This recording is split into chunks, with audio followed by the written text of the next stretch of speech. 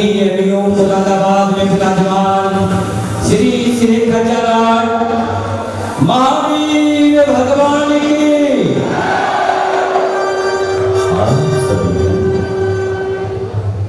इतनी सुंदर सुमधुर आवाज का कोटि सा वंदन करता हूँ, नमन करता हूँ। समस्त श्रोतागण विराजमान हैं। आप सभी की गौरवशाली उपस्थिति इस आयोजन को भव्य बनाएगी। उपस्थित श्रेष्ठी गणमान्य सभी व्यक्तित्व विराजमान, पूज्य गुरुदेव विराजमान हैं। नमस्ते निवेदन करता हूँ, इच्छाएं निवेदन करता हूँ। समस्त आचार्य संघ के चरणों में कोटि कोटि नमन करता हूँ।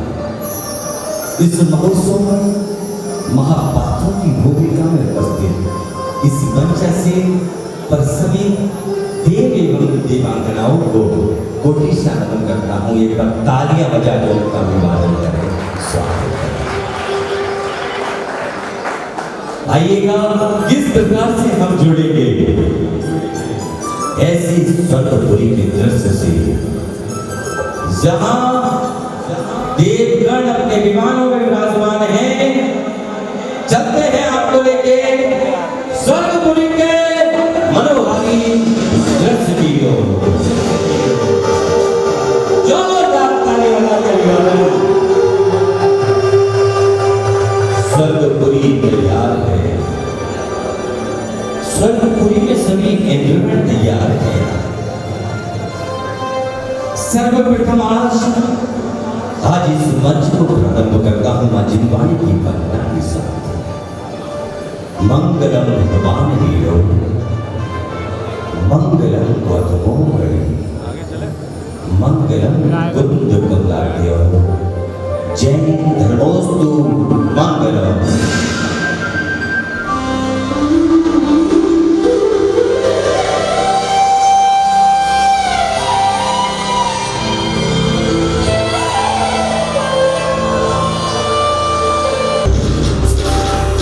तालियों में आपके स्वागत।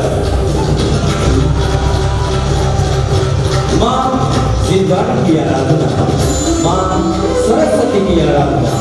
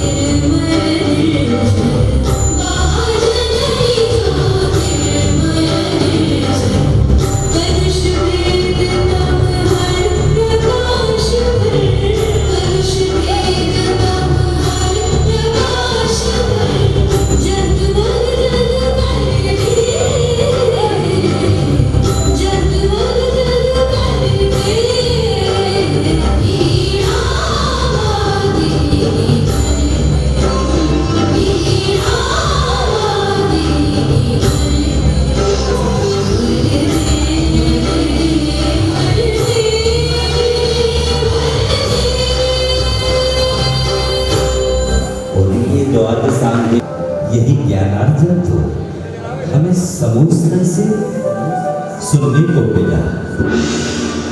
यही ज्ञानार्जन गर्दनों के रूप में, दिव्य ध्वनि के रूप में समुद्र में विराजमान प्रभु की अमृत वाणी से मिला।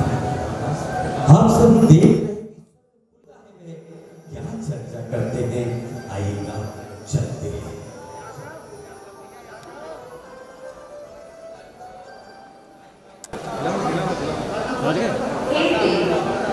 आज आप नजर आ रही हैं। आज मैं बहुत प्रसन्न हूं। आज मैं तीर क्षेत्र हस्तिनापुर की वंदना करकर आया। आप स्वयं की वहां की वंदना कराए, वहां जाने का मेरा भी बहुत मन है। हाँ देवी, चलो आज मैं तुमको भी वहां की वंदना कराऊंगा। जय श्री जय श्री मेरे मन में एक शंका है, कृपया करके उसका समाधान करिए। बोलो देवी, क्या शंका है आपको? क्या जिज्ञासा है? ये जीव प्रियंश गति को क्यों जा रहे हैं? हे देवी, कुटिलता की भावना अर्थात मन में कुछ और, वचन में कुछ और कर्म में कुछ और, ऐसा जीव त्रियंश गति में जाता है। क्या आपको समझ आया देवी? जी देव, मेरी जिज्ञासा इंद्र हिरण्य प्रश्न पूछते हैं।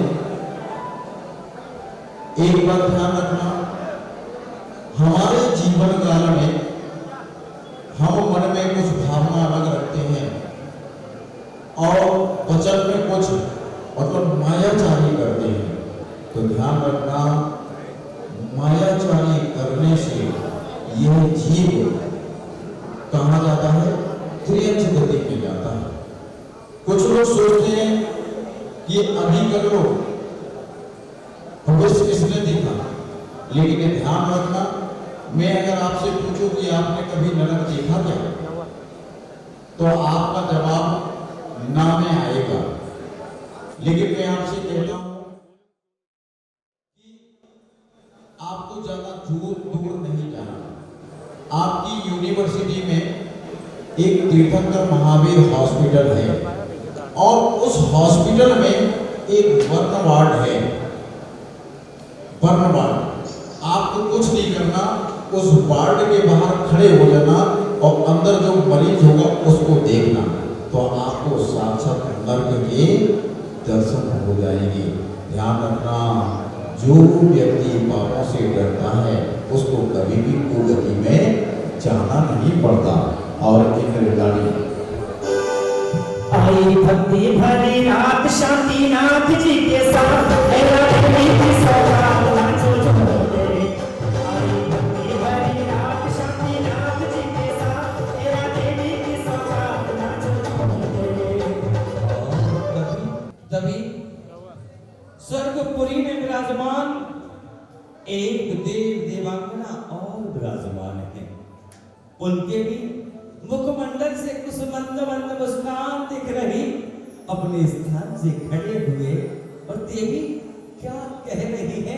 क्या आप उनके सम्मान में अभिवादन करके तालियां बजाना चाहेंगे?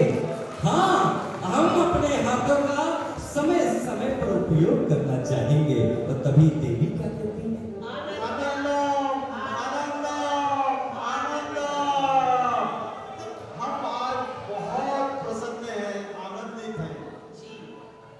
देवी, क्योंकि हम आज तीर्थंकर महावीर विश्वविद्यालय द्वारा आयोजित कल्पद्रुम महामंडल विधान में सम्मिलित हुए हैं।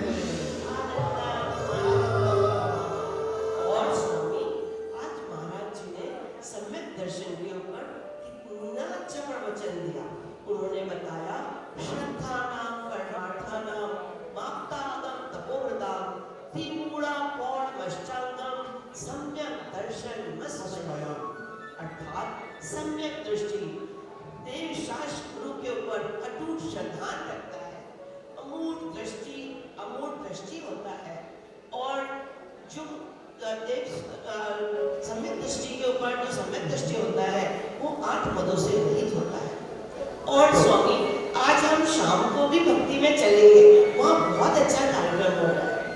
चलिए आरती में सम्मिलित होने के लिए चलते हैं। और यह प्रभु भक्ति के लिए जा रहे हैं, आप बैठे बैठे भक्ति का आनंद ले रहे क्या?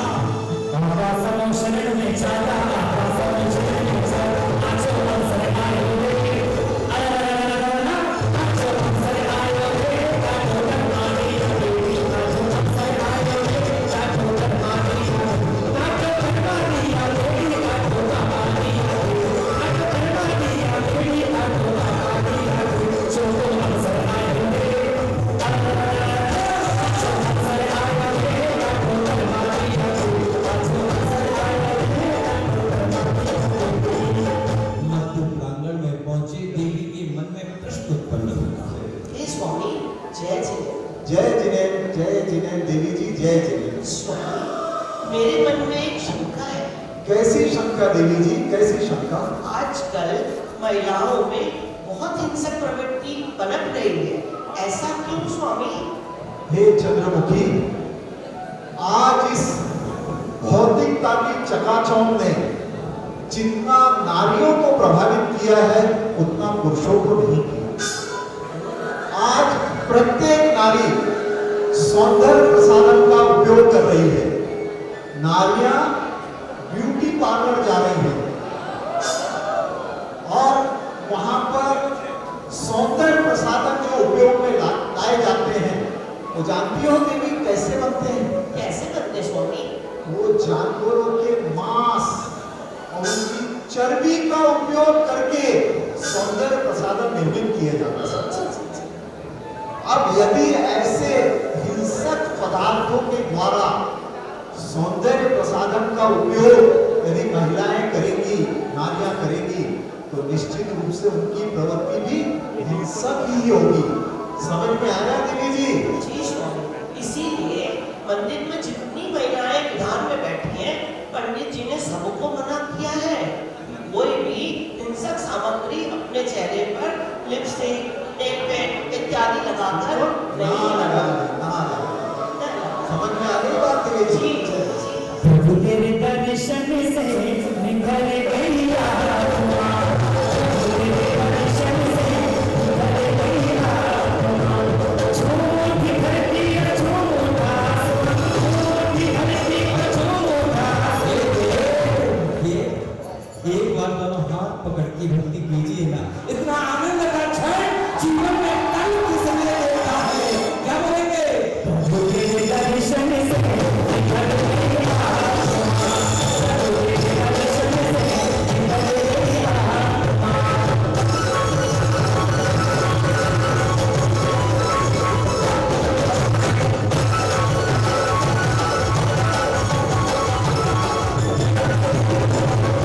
यह गरीब अपने स्थान पे विराजमान हो गए, तभी अगले देवांगन अपने स्थान से खड़े हुए कुछ विशेष चर्चा के द्वारा आज इस स्वर्गपुरी में अपने समय का सदुपयोग धर्म चर्चा के माध्यम से कर रहे हैं। चलते हैं। आज आप बड़े प्रसन्न नजर आ रहे हैं। क्यों ना हो देवी, मैं अभी सिजारा जी के दर्शन करके आ रहा हूँ। ये क्या प्रभु, आप स्वयं भी अकेले हो गए हैं? मेरा भी बहुत मन था वहां जाने का। इसमें क्या परेशानी है देवी? तुम्हें भी लेके चलते हैं। तिजारा जा रहे हैं। तिजारा? कौन कौन जाना चाहेगा? तिजारा जी हाथ ऊपर करो और प्रभु की दिव्य छवि को मन में बसा लो और क्या बोल रहे हैं?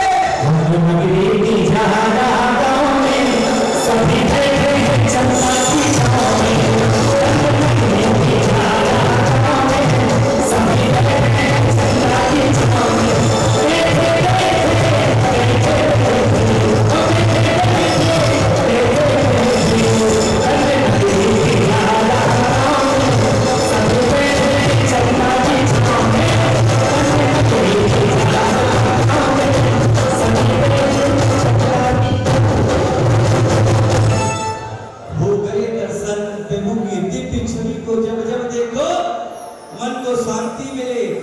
देवी आ रही थी, अपने विमान में विराजमान है, और तब क्या चर्चा हो रही उनकी विशेष? जय जिनेंद्र देव। जय जिनेंद्र रानी। प्रभु, कौन से कर्म से जीव लंगड़ा हो जाता है? कृपया मेरी इस शंका का समाधान करें। देवी, जो जीव कभी तीर्थ यात्रा पर ना गया हो, जिसने कभी किसी पर परोपकार ना किया हो, जो किसी भी सत् कार्य में आगे बढ़कर नहीं जाता हो, परंतु अपने पैरों का गलत इस्तेमाल कर जीव हत्या करता हो, अर्थात अपने पैरों को गलत राह पर लेकर जाता हो, वो जीव आगे चलकर लंगड़ा हो जाता है। क्या बात है, जोरदार तालियां। हमें यह बात समझ आई देव के द्वारा कि जीव लंगड़ा क्यों होता है। इन्होंने बहुत सुंदरता के साथ बात कही कि अगर हम अपने पैरों का सही स्थान पर उपयोग नहीं करेंगे तो हमें अपने कर्म का बंधन तो होगा, ये अपने स्थान पर भक्ति के साथ जा रहे हैं। और देंगे चंदा बाबा तेरा कमाल है, देंगे चंदा बाबा तेरा कमाल है, देंगे चंदा बाबा तेरा कमाल है, जो भी चरणों में आए वो माता माल है, जो भी चरणों में आए वो माता माल है।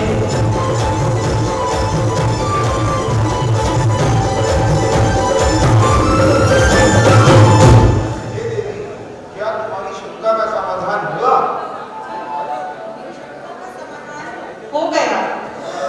तभी अपने देव देवी अपने स्थान से खड़े हो गए और क्या कर रहे हैं सुनिए।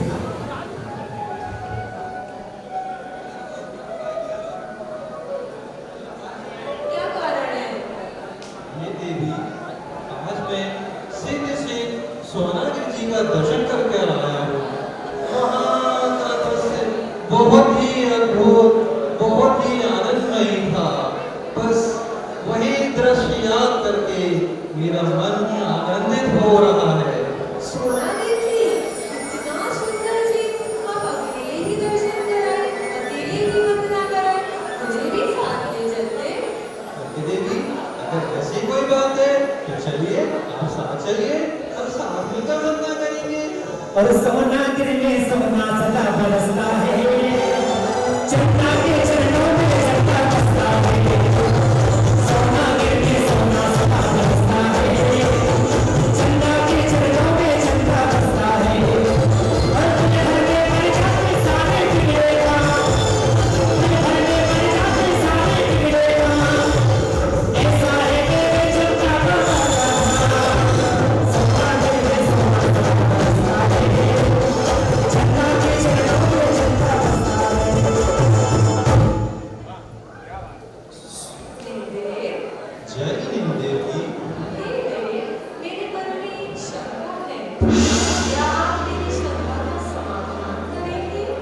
जी देवी, पूछिए, क्या शंका है आपके मन में? हे देव, मेरी शंका यह है कि किस कारण से जीव गूंगा हो जाता है?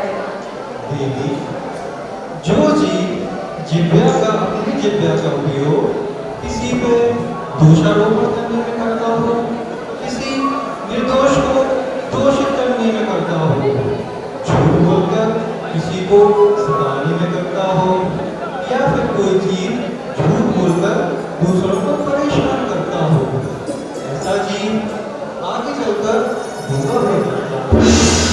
या जीव समाज में एक दूसरे की बुराई करता हो और समाज में कर्ता का भाव उत्पन्न करता हो, ऐसा जीव आगे चलकर गूंगा होता है।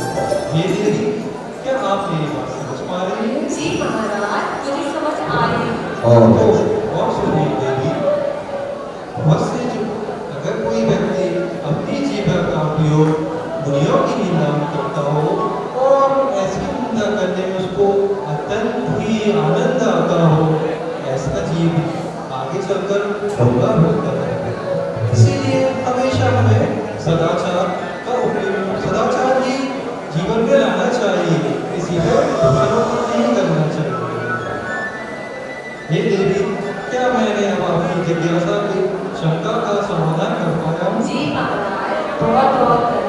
और एक और देते हैं। देवी खड़े रहते हैं। संन्यास समाधान का दौर चल रहा है।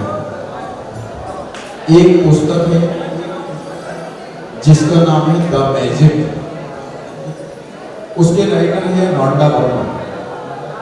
उन्होंने उस पुस्तक में लिखा है कि अगर आपका किसी वस्तु से लगाव है और आप सोचते हैं कि वह वस्तु हमसे कहीं गुम ना हो जाए, तो एक समय ऐसा आता है कि वो वस्तु गुम हो जाती है। वो वस्तु गुम हो जाती है। इसी प्रकार इंद्राणी ने शंका की कि यह जीव गूंगा किस कर्म के उदय से होता है। तो ध्यान रखना, इस जीव की वचन वर्गणा सीमित होती है। इस जीव की वचन वर्गणा सीमित होती है।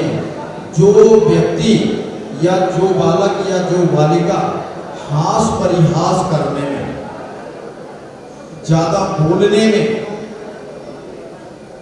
धर्म सभा में अनावश्यक कृत्य करने में अपनी वचन परगणा का उपयोग करता है, तो आपने कभी कभी सुना होगा कि कोई वृद्ध व्यक्ति जिनकी उम्र 90-92 साल पहुंच गई है, वो बुढ़ापे में बोल नहीं पाते। जवानी में बहुत अच्छा बोलते थे, क्योंकि उनने अपनी वचन परगणा का दुरुपयोग किया, इसलिए उनकी वचन परगणा खत्म हो गई।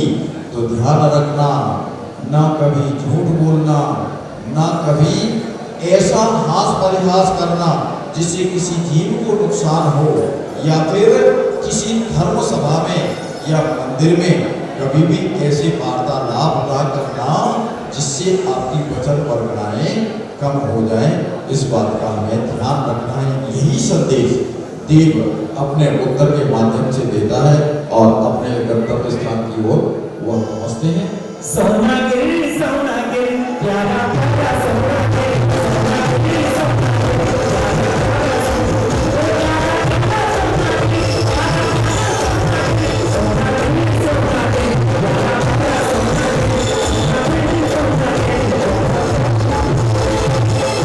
स्वर्गपुरी लगी है, सभी तत्व चर्चा कर रहे हैं। इसी क्रम में अगले देव अपने विमान में विराजमान होंगे, मंद मंद मुस्कुरा रहे हैं और चेहरे पर ऐसा मुखमंडल, ऐसा तेज देखकर उनकी प्रिय इंद्राणी कुछ पूछ रही है। हे देव, आपकी प्रसन्नता का क्या कारण है? मैंने सम्यक शिखर जी की वंदना की है। क्या देव, आप अकेले ही चले गए, हमें भी साथ ले जाते। चलिए।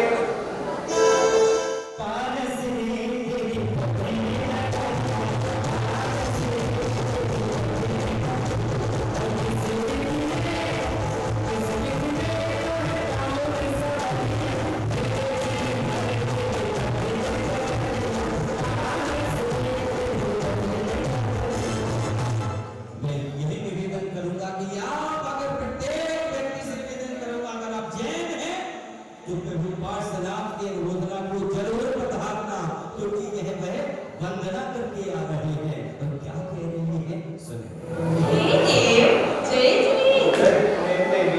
हे देव, मेरे मन में एक जिज्ञासा है, कृपया आप उस जिज्ञासा का समाधान कीजिए।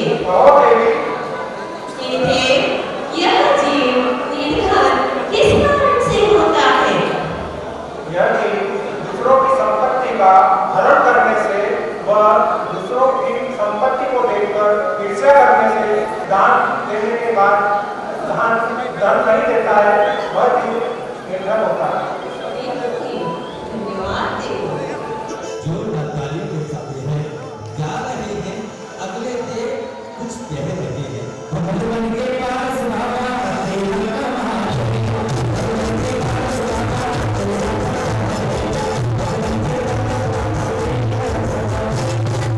कभी एक देव और देवांगना विराजमान हैं, कुछ कह रहे हैं।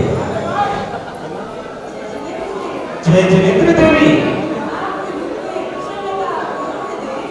अभी मैं जिन लोगों की आराधना करके आ रहा हूँ और तीर्थ का आज समय शिखर की ओर प्रस्थान कर रहा हूँ देवी। चलिए आपको भी ले चलते हैं।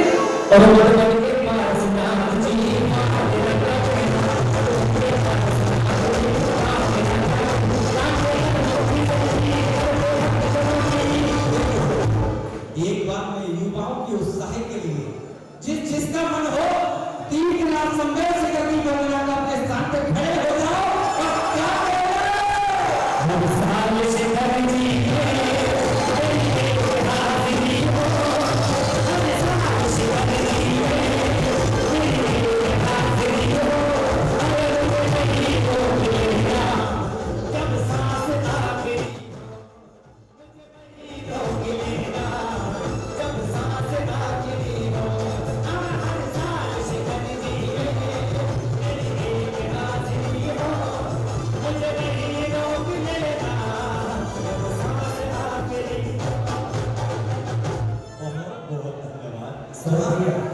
आइजा चैनल पर लाइव चल रहा सारा प्रोग्राम। जी आइएगा, विराजमान होते हैं और स्वर्गपुरी में जब वह पहुंचे कहा तीर्थराज संवेद शिखर की वंदना करके एक बार वंदे जो कोई दाही नरक पशु गति नहीं हुई। ऐसा है हमारा तीर्थराज संवेद शिखर। पहुंची मध्य प्रांगण में देवी कुछ चर्चा कर रही, क्या कह रही सुनिए। कहिए देवी। पूछिए देवी।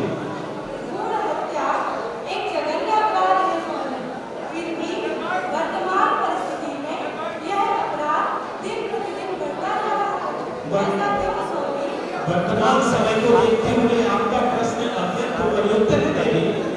अगर मेरा उत्तर सही होगा तो आप जरूर आपकी शंका का समाधान होगा देवी। समकालीन समय में जीवन मूल्यों का अत्यंत ह्रास हो रहा है। मानवीय संवेदना विलुप्त होती चली जा रही है।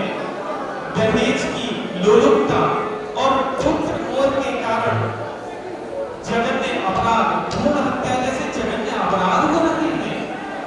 दुख इस बात का है कि ममता की देवी और करुणा की मूर्ति समझी जाने वाली नारियां इसमें बराबर की सहभागिता निभा रही है। इससे बड़ा पतन क्या हो सकता है जब नारी स्वयं ही जननी जीव का संहार करने लगे तो मानवता का अंत समीप आ जाता है। निष्ठुर समाज कलंकित हो जाता है, बल्कि संपूर्ण नारी जाति की गरिमा भी कलुषित हो जाती है। अब समाज को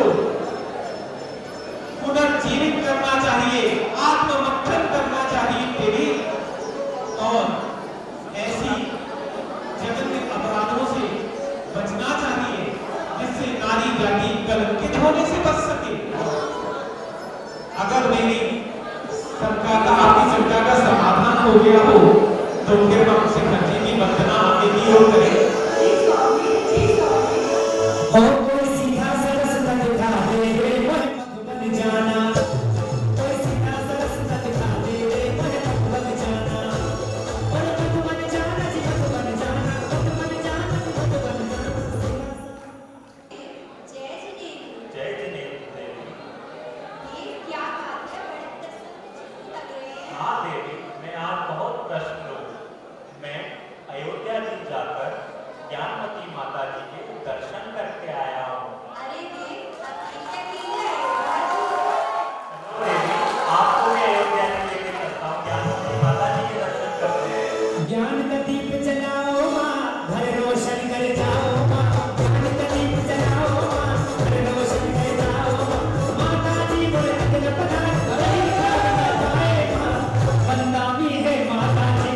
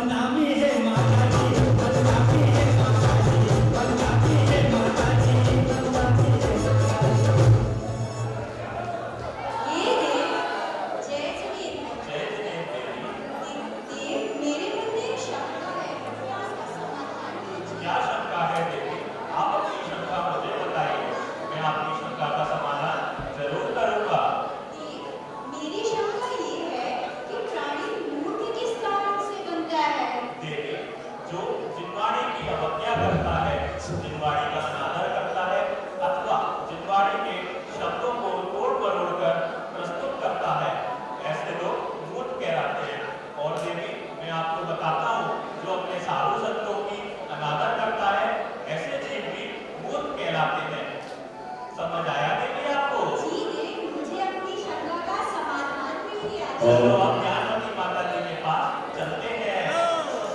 और देव देवी ने शंका की, अंतिम शंका थी। उसके पूर्व एक देवी ने भ्रूण हत्या के ऊपर अपने इंद्र से प्रश्न पूछे। महानुभाव ध्यान रखना, आज पंचम काल में पाश्चात्य संस्कृति के युग में यह कृत्य नई युवा पीढ़ियों में बढ़ता जा रहा है। विवाह होने पर बच्चे और बच्चियां अपने सुंदरता को ध्यान में रखते हुए बच्चों को जन्म देने में कतराती हैं और ऐसा कृत्य वह करती हैं। ध्यान रखना, अगर वह यह कृत्य करती है तो फिर उनको बच्चों का अभाव रहता है।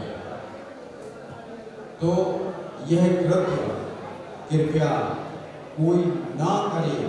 उस हिसाब से उन्होंने बताया कि जो यह कृत्य में कृत्य कारित अनुमोदना में सहयोग देता है उसको अगले जन्म में निसंतान रहना पड़ता है।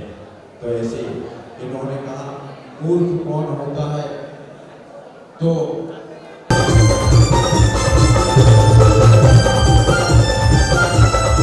आइए देवराज उठारे यूं नगरिया करे हे भक्ति भरा ये सभा आए यहाँ झूम उठारे जहाँ यूं नगरिया करे ये भक्ति भरा है सभा सब मित्र आए यहाँ झूम उठारे जहाँ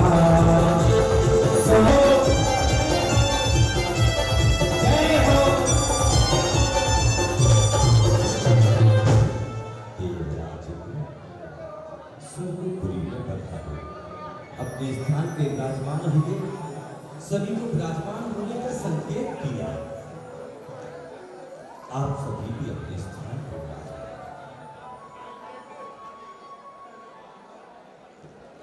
हे देवराज, आपका आगमन हुआ स्वर्गपुरी में। जब जब आपका आगमन स्वर्गपुरी में होता है मन आनंदित हो जाता है। देवराज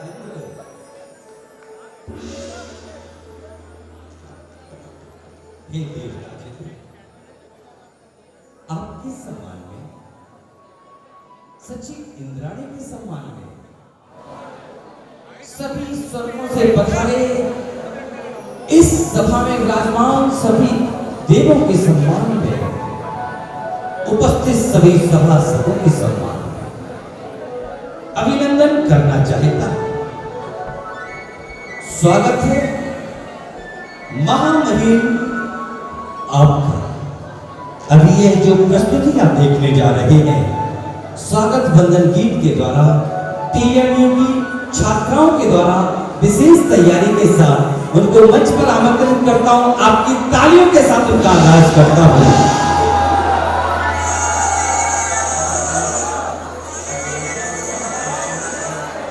बड़ी सुंदरता के साथ देवराज ने आज इस मंच को शोभायमान किया। एक एक पल का इंतजार स्वर्गपुरी के प्रत्येक इंद्र को होता है, प्रत्येक इंद्राणी को होता है। आज यह मंच, आज यह स्वर्ग अपनी शोभा को और शोभायमान कर रहा है। तभी सभी अभिवादन कर रहे हैं। अभिनंदन महामहिम का।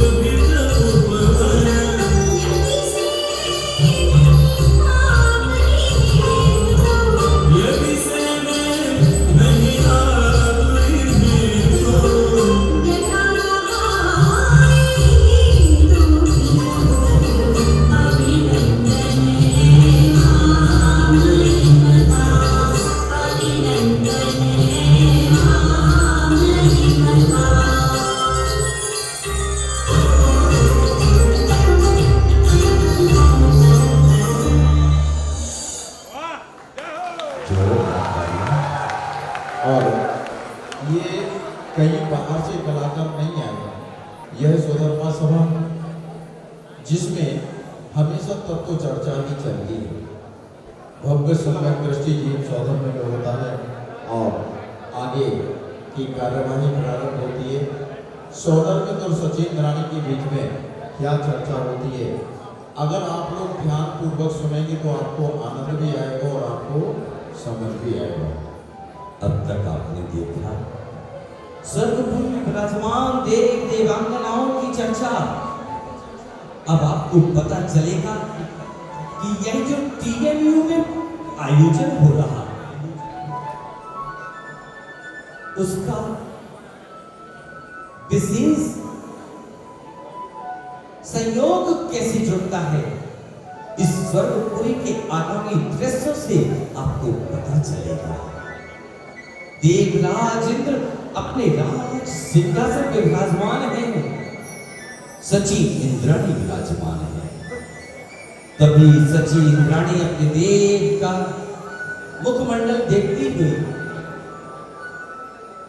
कुछ कह रही है।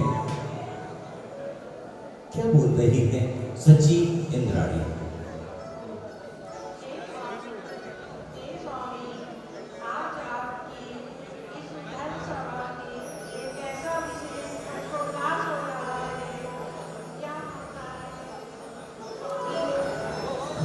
मुझे विस्तारपूर्वक समझाइए। हे सची, आज बड़ा ही हर्ष का विषय जम्बूद्वीप में भरत क्षेत्र में आर्यभट्ट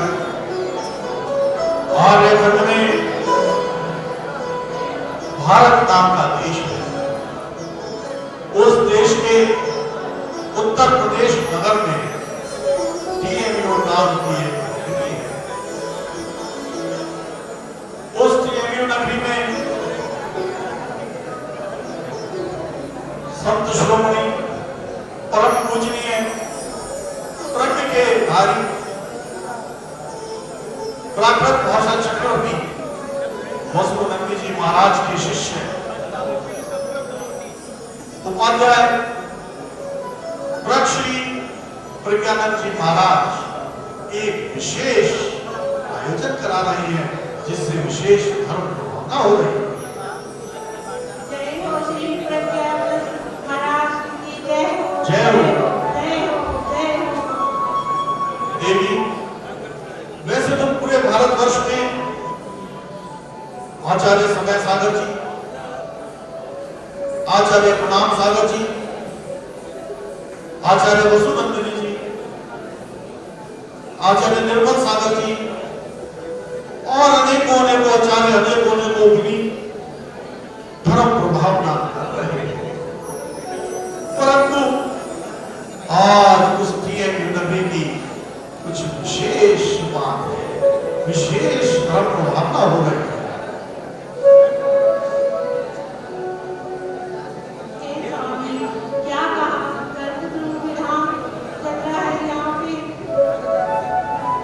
ये तो अपने तुमने सत्य कहा देवी, सत्य कहा।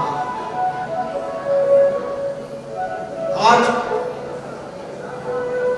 तीर्थंकर महावीर यूनिवर्सिटी की नगरी में उपाध्याय श्री प्रज्ञानंद जी महाराज के द्वारा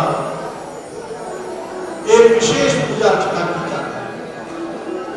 वैसे तो पूजाएं 3 प्रकार की होती है, 4 प्रकार की होती हैं। पहली सदार्चन, सदार्चन माने नित्य पूजा, जिसे हम सभी लोग करते हैं। दूसरी पूजा है, पहली पूजा है सदार्चन नित्यम है, और दूसरी पूजा है चतुर्भुज। चतुर्भुज वो पूजा है जिसे मुकुटधारी राजा करते हैं। तीसरी पूजा है अष्टानिका, जहां हम सब हिंदू लोग नंदीश्वरों में जाकर के इस पूजा को किया करते हैं। और ये चौथी पूजा है जो विशेष उपलक्ष्य है, उस पूजा का नाम है कल्पद्रुम विधान, जो केवल चक्रवर्ती के द्वारा के विक्षिप्त दान के द्वारा की जाती है। वही पूजा TM नगरी में हो रही है। सची क्या कहा स्वामी? कल्पद्रुम विधान महामंडल इस TMU में चल रहा है, इसका महत्व समझाइए। तुम भी सची बहुत जिज्ञासु हो। कल्पद्रुम विधान जब भगवान मुनिराज ऋषभ देव चारों घातिया कर्मों को नष्ट करके अपने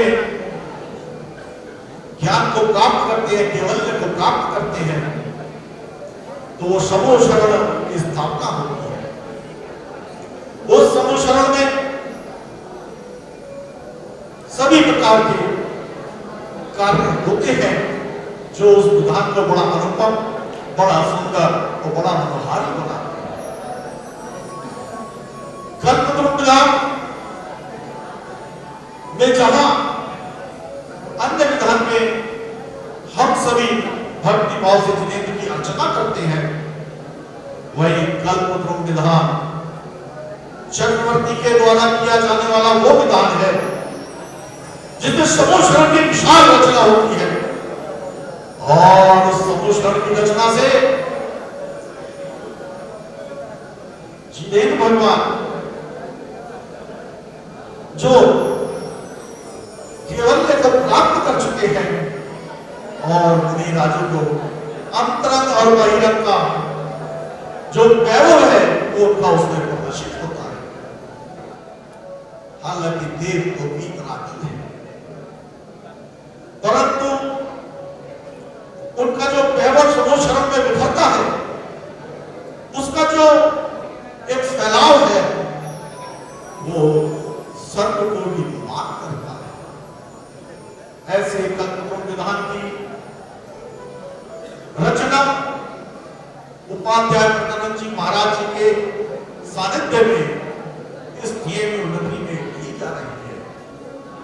और सोचिए, सौदर्य के नाते मेरा भी कर्तव्य है कि मैं उस सुदर्शन, उस मनोहारी, उस विलक्षण नगरी में, TMU नगरी में समूह शरण की रचना करने का प्रबंध करूं। हे देव जी आज्ञा करें देवराज जी, मुझे बुलाया। हाँ देव, आप हमारे धन कुबेर को जी ससम्मान लेकर के आइए। बिल्कुल। आज इस सभा में की बड़ी आवश्यकता है।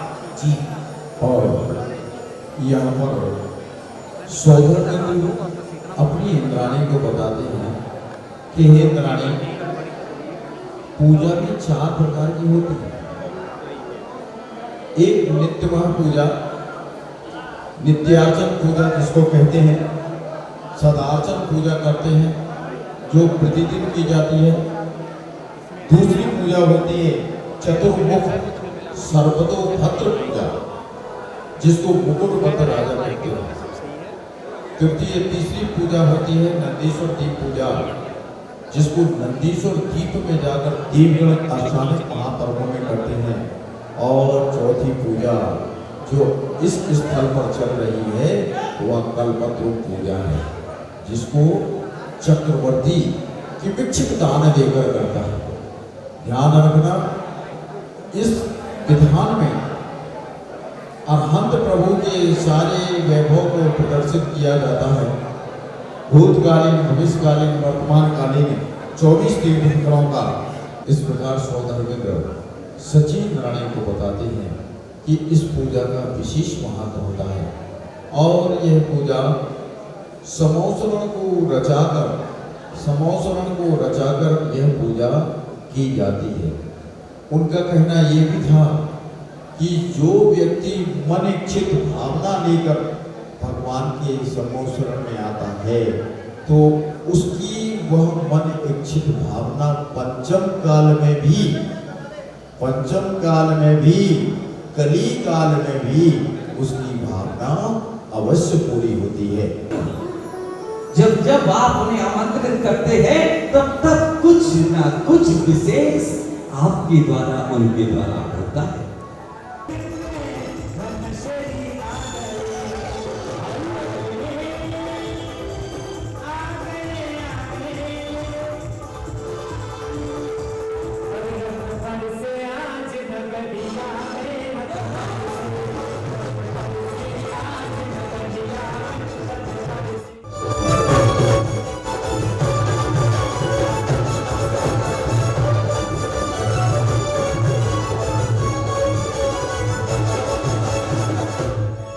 और आपने देखा कि कुबेर इंद्र अपने धन श्री के साथ में रत्नों की वृष्टि करते हुए आ रहे हैं।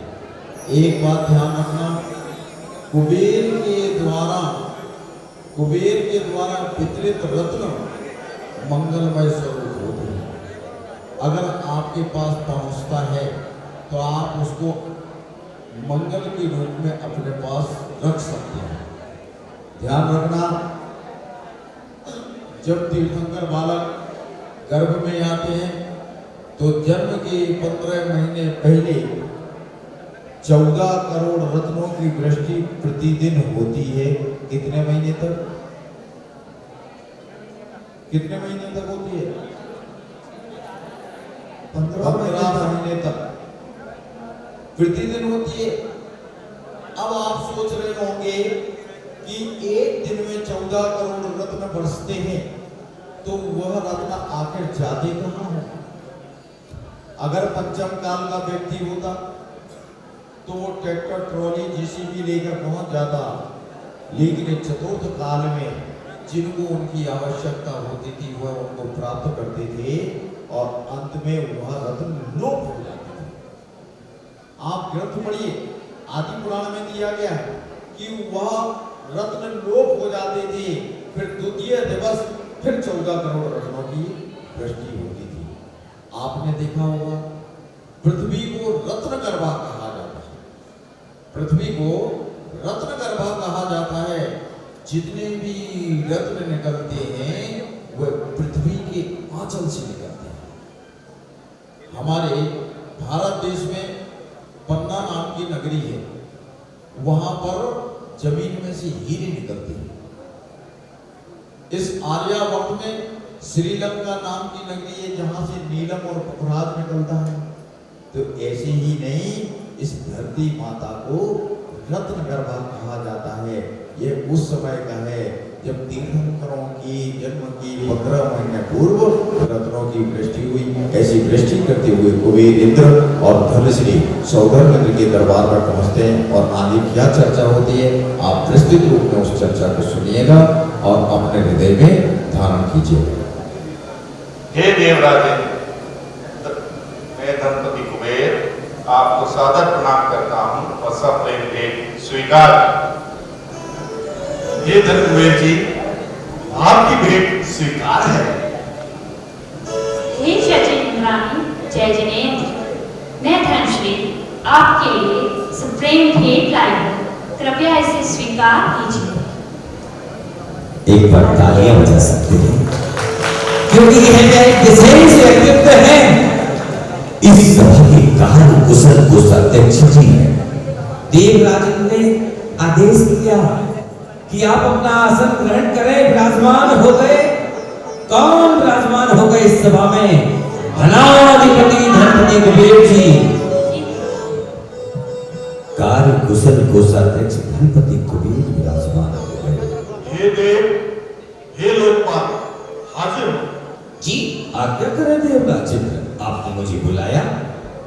आज हमारी इस इंद्र सभा में हाँ कोषाध्यक्ष धन कुबेर जी पधारे हैं जी, और धनश्री जी के साथ इस सभा का वातावरण अत्यंत आनंददायी हो गया। तो उनके सम्मान में, उनके बहुमान में हमारे स्वर्ग की सर्वश्रेष्ठ अप्सरा को यहाँ प्रस्तुत किया जाए। जिससे धर्म की एक घंटा यहाँ पर बह सके। देवराज इंद्र, आपकी आज्ञा का पालन होगा।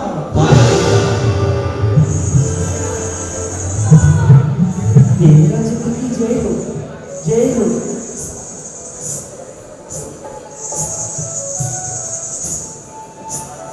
देवराज इंद्र की जय हो। मुझे आज स्वर्गपुरी में अनेक अवसर मिला। धनाधिपति धनपति कुबेर विराजमान है। आज स्वतंत्र विराजमान है, सभी इंद्रगण विराजमान है। ऐसी मंगल घड़ी पर क्या कहना चाहूंगी सुनिएगा।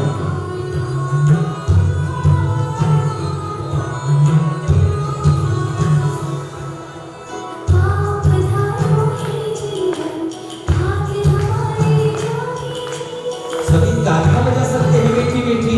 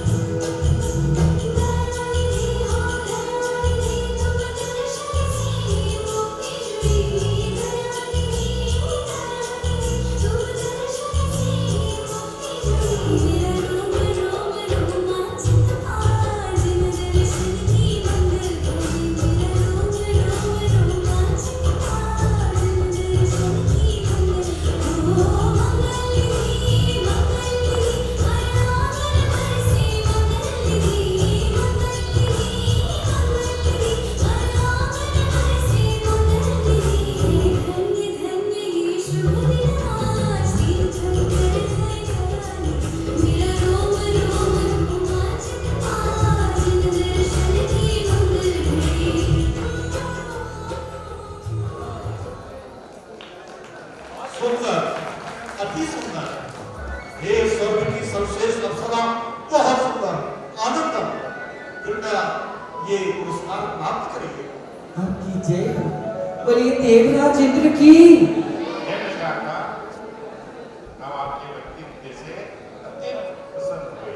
हमारी ओर से ये भेंट स्वीकार करें। ये धनपति कुबेर जी, आपने आज मुझे ये भक्ति स्वरूप मुझे आशीष दिया है। आप धन धान्य से हमेशा संपन्न रहे। बोलिए धनाधिपति धनपति कुबेर की। सभा स्वर्ग की चल रही है। देवराज इंद्र विराजमान है, धनाधिपति धनपति कुबेर विराजमान है। तभी देवराज इंद्र के समक्ष धनपति कुबेर उपस्थित होते हैं। क्या विशेष चर्चा? आज देवराज इंद्र के आदेश अनुसार धनाधिपति धनपति कुबेर कुछ विशेष करने जा रहे हैं। एक एक शब्दों को ध्यान पूर्वक सुनना। क्या कह रहे हैं देवराज इंद्र? हे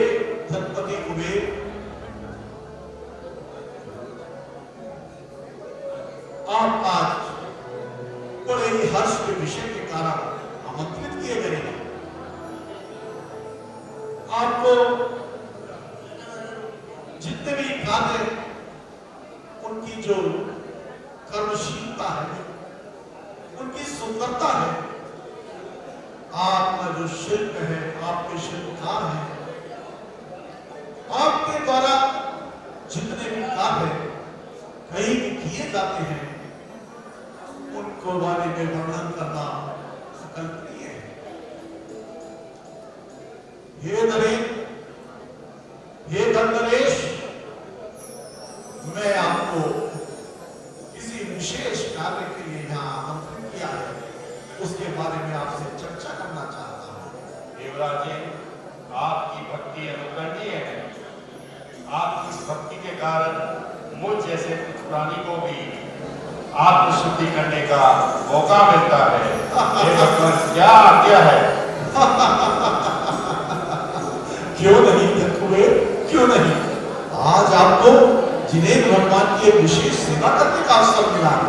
अरे वाह जी, क्या क्या आज्ञा है महाराज? धनकुबेर, जैसा कि मैंने कहा था, जो चौथी पूजा का क्रम विधान है,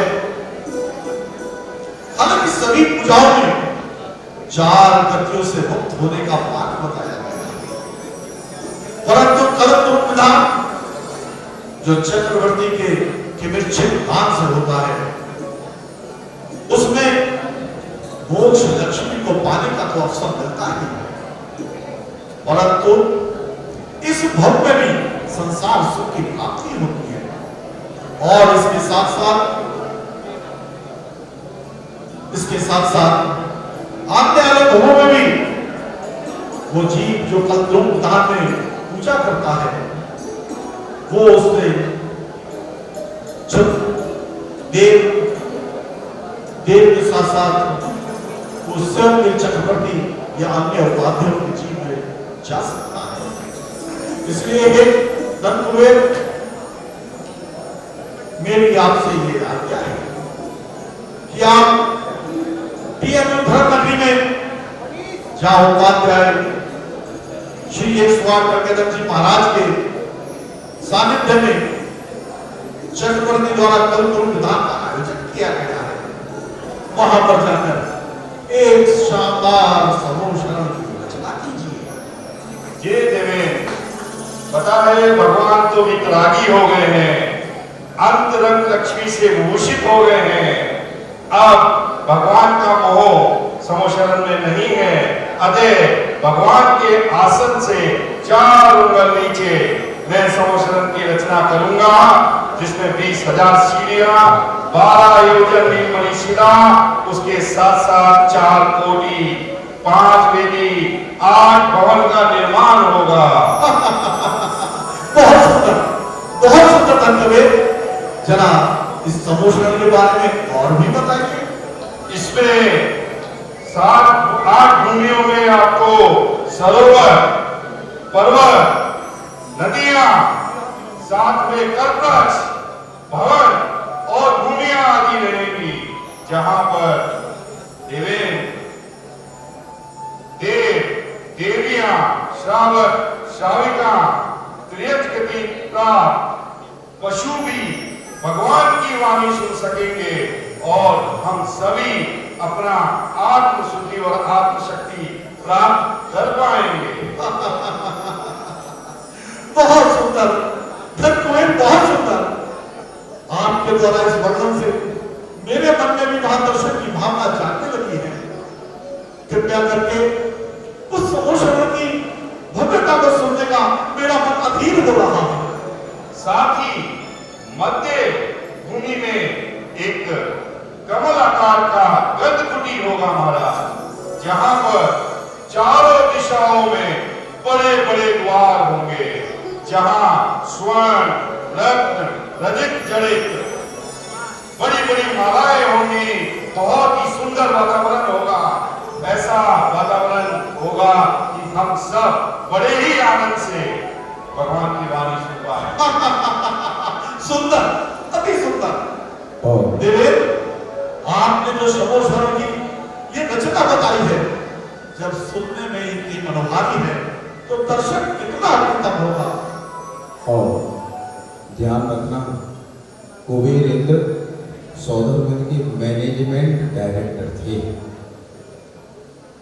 उन्होंने बताया कि समोसरण की रचना करनी है, तो उन्होंने कहा भगवान तो किसी आसन के मोहताज नहीं है, रत्न उनके आसन के नीचे रत्नमयी कमल की रचना करते हुए समोसरण की रचना होगी।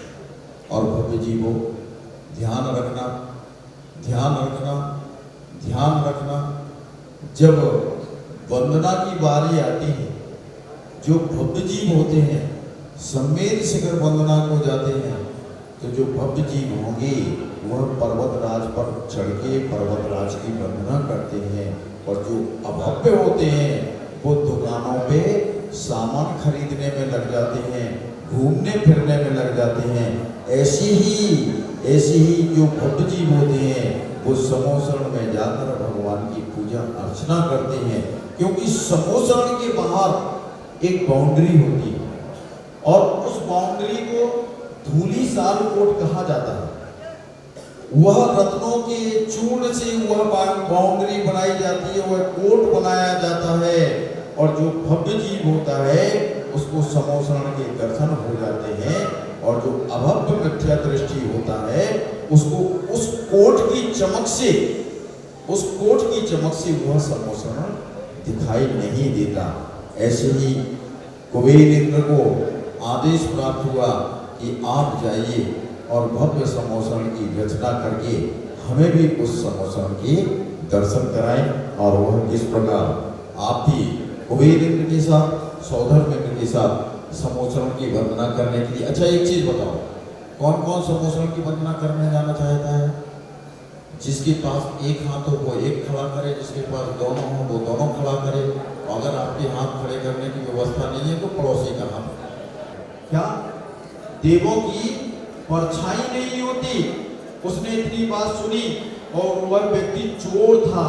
उसके परिजनों ने कहा कि कभी महावीर का अगर समोसरण लगा हो तो उस समोसरण में दिव्य ध्वनि नहीं सुनना। लेकिन वो भव्य जीव था, वह राजा के घर में चोरी करने जा रहा था। भीड़ देखी, उसने पूछा भाई ये भीड़ गाय की है? बोले भगवान महावीर की दिव्य ध्वनि खेल रही है। तो उसने क्या किया, अपने कानों में दोनों उंगलियां लगा ली। उंगलियां लगाता हुआ चल रहा था, भव्य जीव था, उंगलियां लगाता हुआ चल रहा था। रास्ते में चलती चलती एक कांटा उसके पैर में लग जाता है, और जैसे ही कांटा लगता है तो उसको दर्द होता है। वो एक कान की उंगली निकाल के वो कांटा निकालने लगता है। इतने में दिव्य ध्वनि से आवाज आई कि देवों की परछाई नहीं होती। वह गया, राजा भी समोसरण में गया था। उसके घर में उसने तसल्ली से हाथ साफ किया। क्या तसल्ली से हाथ साफ नहीं किया, खजाना साफ किया। और वह चलता बना, शहर का बदनाम चोर था, रिमांड पे लिया गया। उसको अफीम खिलाई गई, भांग पिलाई गई, और उससे कहा गया कि तेरी मृत्यु हो चुकी है और तू यमराज के दरबार में है। तेरे पुण्य पाप का लेखा जोखा यहाँ पर होगा। बता तूने राजा के दरबार में चोरी की क्या? तो भांग का, अफीम का नशा चढ़ा हुआ था। उसके मन में सिर्फ एक बात थी कि देवों की तो परछाई होती नहीं। तो उसने कहा सर मैंने तो चोरी नहीं की। उसको 3rd डिग्री दिया गया, 4th डिग्री दिया गया, उसने कबूल नहीं किया और अंत में उसको छोड़ दिया गया। अब आप सोचो, उस मिथ्या दृष्टि जो भव्य जीव था उसके भाव सोचना। उसने भाव किया कि देखो महावीर की एक लाइन सुनने से हम कारागार जाने से, फांसी जाने से बच गए, और अगर हम महावीर के समोसरण में पहुंच जाएंगे तो हमारी यह जीवन नैया पार हो जाएगी। ध्यान रखना, आप भी कहीं ज्यादा दूर नहीं गए, आप भी भगवान महावीर के समोसरण में यहाँ पर बैठे हैं और अच्छी भावना करते रहे। आगे समोसरण की रचना होगी और हम सभी समोसरण में दर्शन करने के लिए पहुंचेंगे। हे प्रिय दक्षिणी, इतना परम सौभाग्य हमें मिला है।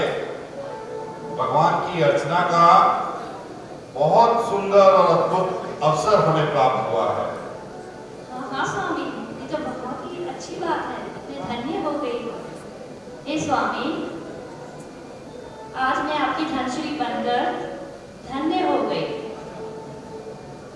आज हम अपने धन का उपयोग करेंगे स्वामी, प्रभु भक्ति करेंगे।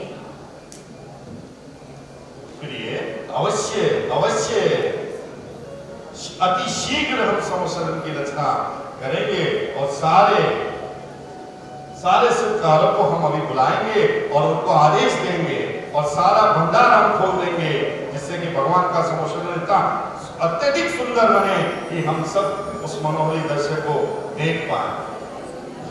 हे स्वामी, बातें न करिए, शीघ्र ही काम शुरू करिए। शिल्पकारों कहाँ हो? अति शीघ्र आइए।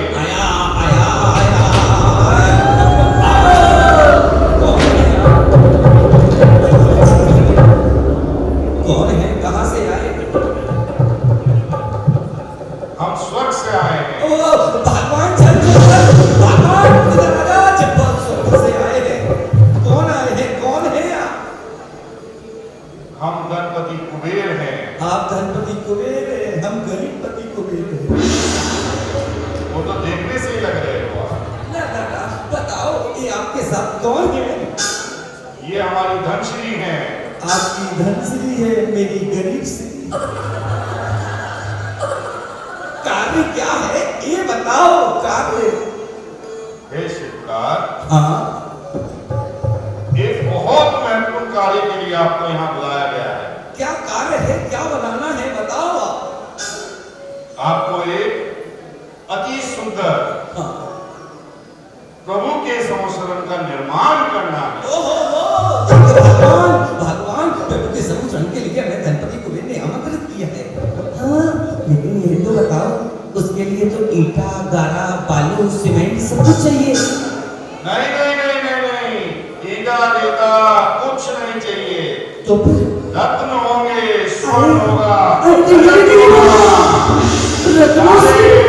भंडार आपको दे दिए जाएंगे और समसरण की रचना इस प्रकार की जाए कि वो अति भव्य रहे।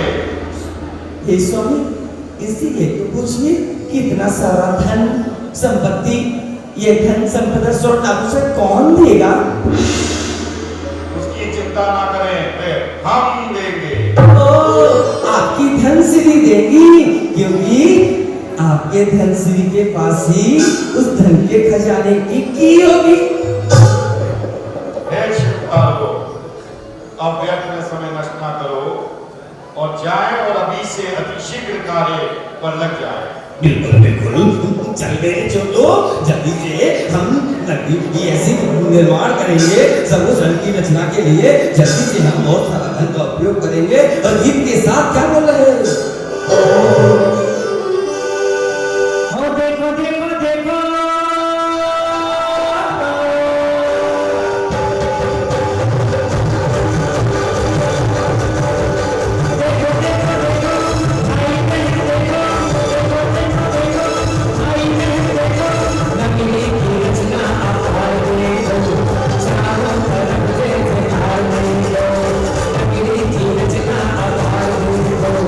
चारों तरफ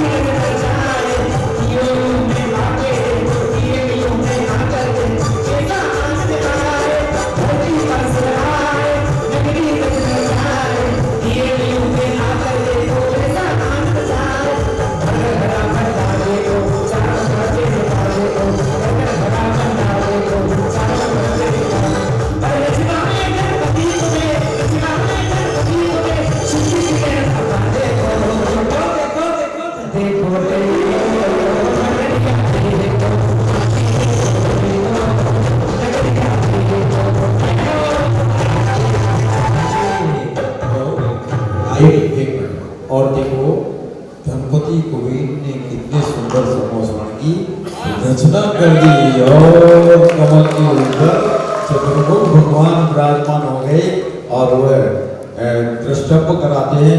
उसके बाद सभी लोग समोसरण की वंदना करने के लिए आइए धनपति कुबेर जी, जैसा जैसा आपने बताया, जैसी जितनी सीढ़ियां बनाई मैंने उतनी सीढ़ियां बनाई, 9 रत्न बनाए। देखो सामने उधर देखो, वो लाल लाल लाल लाल लाल लाल लाल लाल लाल लालम, देखो लालम, और ये देखो सफेद सफेद सफेदम, ये देखो चमोर 9 रत्नों, ये देखो हरे हरे हरे हरे हरम। ऐसे भव्य और दिव्य समोसरण की रचना की है मैंने। हाँ, मैं आपके कार्य से बड़ा ही प्रभावित, बड़ा सुंदर आपने भव्य समोसरण की रचना की है। हाँ। और अति सुंदर, अति सुंदर। इतनी सुंदर समोसरण की रचना की। हाँ स्वामी, देखो ना, हम सभी धनपति कुबेर जी के साथ, सौदामित्र जी के साथ ऐसे दिव्य समोसरण के दर्शन करेंगे। हे इंद्रगणों, आप सभी दर्शन करना चाहेंगे? सभी अपने स्थान पर खड़े हो जाइए और किस प्रकार से भव्य और दिव्य समोसरण के दर्शन के लिए रक्त वर्षा करते हुए धनपति कुबेर जी। देखो, मैं आपको बताऊं, आज की सभा आपको कैसी लगी? आनंद आया ना? तो समझदार को इशारा काफी है। और मैं आपको एक चीज और बताऊं, अभी तो आप स्वर्गों में बैठे हो और कल अयोध्या नगरी में बैठोगे। कल भरदेश चक्रवर्ती का दरबार यहाँ पर लगेगा, 3 सूचनाएं होंगी और ठीक प्रातः 6:30 बजे अभिषेक पूजन प्रारंभ होगी। और जिन जिन लोगों को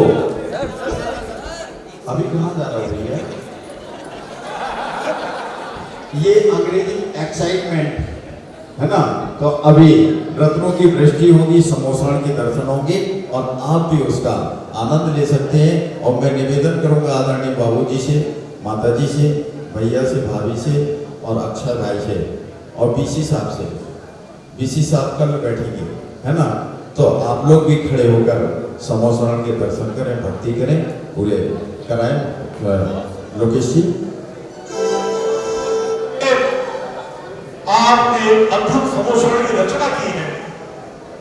क्यों शची, इस समोसरण को, इसके दर्शन करके मानो मेरा इंद्र जीवन सार्थक हो गया। हाँ स्वामी, हाँ चलेंगे। कितना सुंदर बनाया है समोसरण, देखिए तो। बस सची, अब प्रतीक्षा नहीं होगी।